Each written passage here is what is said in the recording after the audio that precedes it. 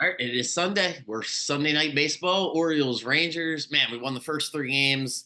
I think I said Thursday night felt like a must win because Burns was pitching and then didn't know exactly what Suarez and Povich would do. Both were really good in their own right, and we got the win. Held on. It was a little dramatic, but it is what it is. We get all three wins, and now we get the game tonight. Rangers are teetering, man. They're falling apart. I said it yesterday. I think they're 10 games out now behind Seattle. They're close to having to trade their team and just be like, all right, I guess we won last year. Let's restart it. And it feels like we're going to put the nail in their coffin tonight. I know we're still a month away from the deadline, but we sweep them tonight. And I think that front office has to transition towards trading their best players here. They got some older guys. So yeah, tonight feels like not only can we keep first place because the Yankees won, so we need to win to keep first place, get our momentum going, but we can really bury this Rangers team that obviously knocked us out last year. Super duper impressed with the lineup the past couple of nights, and tonight's really interesting. So I'll start with that. We got Gunner's finally leading off against a lefty. I guess we're done with that experiment of Westberg or Adley leading off. May as well just let Gunner lead off. Doesn't matter if it's fucking Randy Johnson pitching. We'll just have him lead off. So that's that. But then the next two things that jumped out at me, Mountcastle's not playing again tonight. He pinch hit yesterday, but they have O'Hearn at first against a lefty. And Mountcastle, I don't know if he's available. I'm not sure if there's an injury, if he's not feeling well. I'm recording this at 4 o'clock ish. So all I saw was the lineup, didn't see an explanation. One thought though, if he's not hurt, I mean, it's a long season and guys have to take a break. Maybe they want to give O'Hearn some at bats against a lefty. They're going to the West Coast tomorrow. They're off tomorrow and then they're on the West Coast for the week. So could just be another day off. But it is odd seeing O'Hearn get the start against the lefty. And speaking of lefty and O'Hearn, speaking of lefty starters, Haney, the pitcher for the Rangers tonight. God, we have such great numbers against them. Let me just read off this. I couldn't even believe it. I had to read it twice. Haney's career against us is just god awful. He's made 7 career appearances, 6 starts against us, and his ERA is 7.63 with a 1.565 WHIP. I mean, that is in 30 and two-thirds innings. It's just unbelievable. Like that's really, really, really bad. So that's a great sign. But Mountcastle in particular is 4 for 8 with 2 doubles and 2 home runs. So for him not to be in the lineup feels like he's not feeling well. Hopefully that's the case and it's not something worse than that. And then Hayes is back in the lineup. Hayes is batting fifth. I was thinking about this morning, when it comes to the roster and all the trades and what we're going to do. But Hayes really has no value to another team that would make a trade with us. So I feel like Hayes batting fifth is Hyde and like Hayes is going to finish the team with us. I mean, I don't see a pathway where Hayes isn't on the roster unless I'm missing something. Because when I look at it, I look at his age and I'm like, all right, if we're going to make a trade with a team at the deadline, it's a team that's rebuilding. I would say 95% chance, right? Like that's what happens. Teams that want to win make trades with teams that are rebuilding. Once in a while, there's a somewhat of an even swap, and I guess that could happen. But realistically, if another team's trading with the Orioles, they don't want Austin Hayes. They just don't. They got to pay him at the end of the year, and he's older, so it just feels like they would really like him to perform the way he's struggled the last couple of games, but they want him to perform at a level where, hey, if we have a left-handed starting pitcher, Hayes plays left field. At the end of the game, Hayes is the defensive left fielder. Hayes can pinch hit, and then most likely he won't be on the team next year. But I don't see a pathway where Hayes isn't that guy in the outfield just because there's no value to get rid of him. So that's no matter what. I guess the one thing that to argue against myself is if they're trading one of the top prospects, they can throw Hayes in there to sweeten the pot.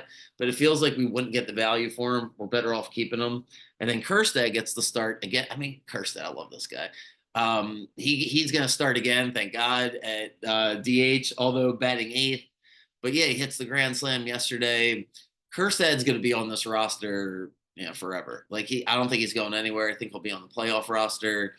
It's just extremely difficult to get him in there unless you're going to move Santander, move O'Hearn, which they're not doing either one of those. I just don't see that happening.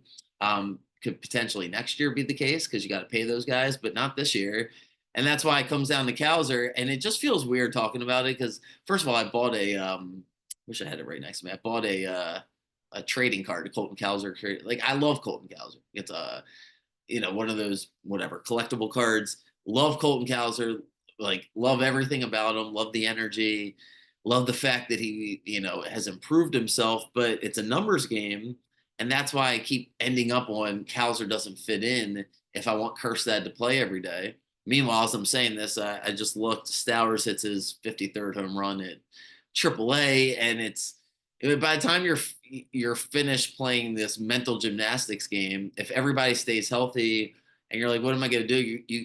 You're not going to have value for getting rid of Hayes, so you don't get rid of him. Plus, he bats right-handed, and it's like if you don't make a decision to trade Kerstead or Cowser, you're really hurting the team this year.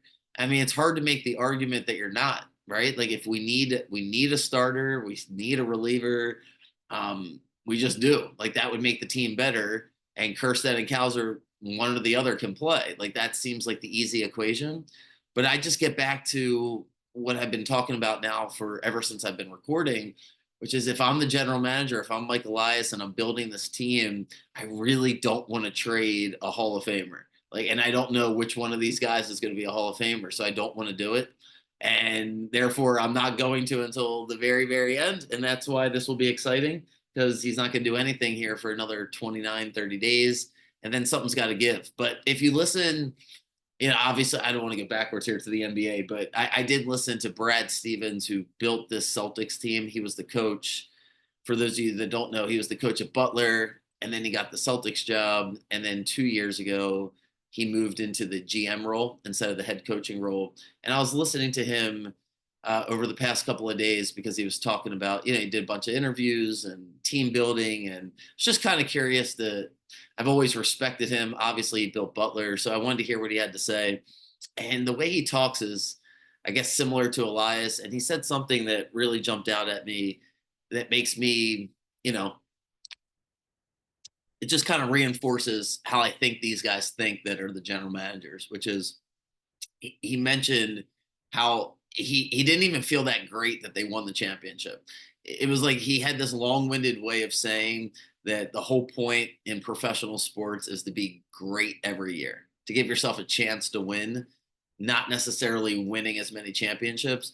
And to me, I was like, well, that seems like like a not a happy way to celebrate winning the championship. Like that's not might have good perspective, but that didn't seem fun. But as I kept listening, I think about what he's thinking about, which is his job security. And at the end of the day, everything's about your own family and, not necessarily what your work is. And you need the money to be able to live the life that you want.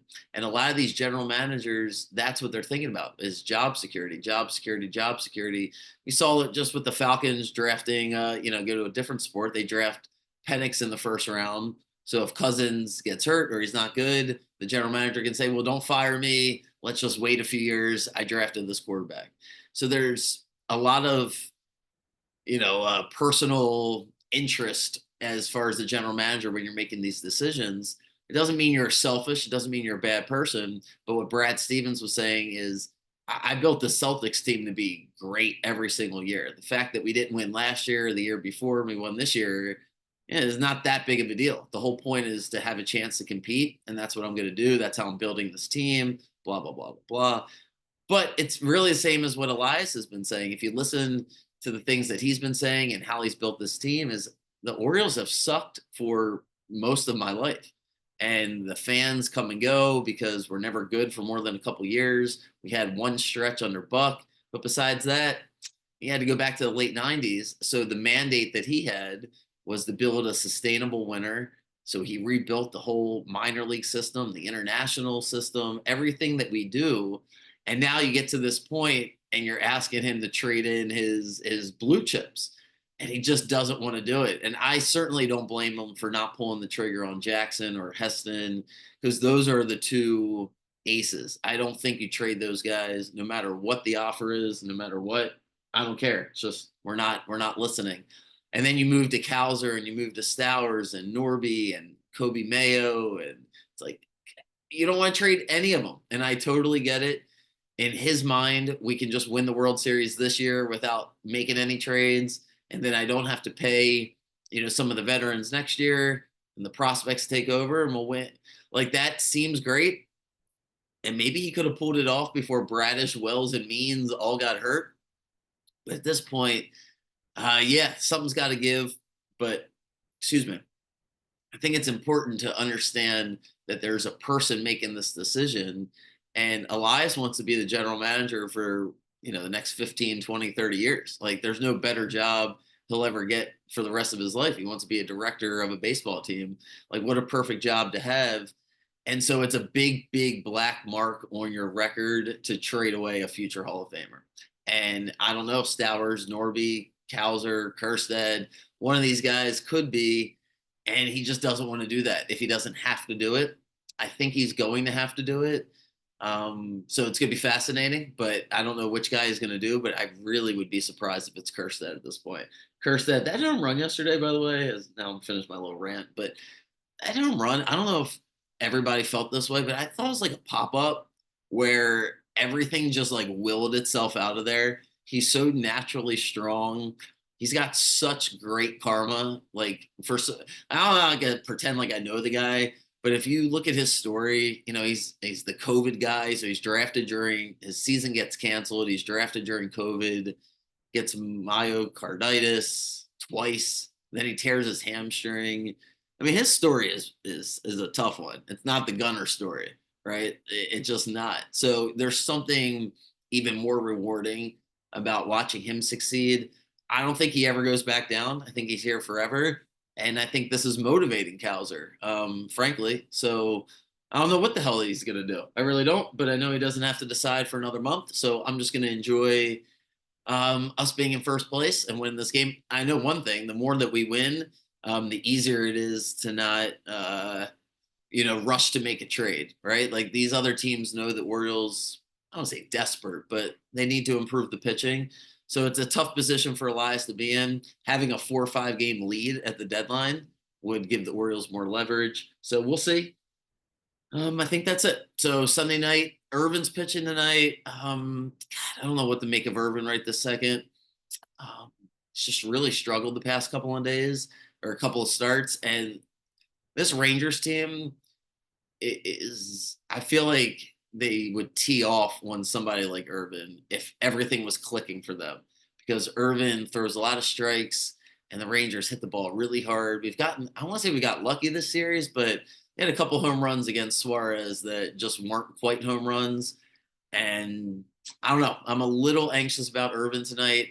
I feel like there's going to be so much good positive energy, and the Rangers are reeling that I feel like we'll pull it out. But most of my bets will probably focus on the lineup. I don't know exactly what the odds are going to be. You're going to have to pay some money to bet against Haney tonight because we have absolutely owned them. Hopefully that continues. And yeah, Kerstead and Cowser and O'Hearn get to bat against a lefty to start. So that should be interesting. And yeah, I'll see you guys tomorrow. Have a good night. Whatever you're betting, good luck to you. I think once the All-Star break, I knew there was one more thing. Once the All-Star break happens, I'm going to take a little bit of a step back, look at the league. And I think what I want to do to close out the season is make a couple bets for other teams' starting pitchers.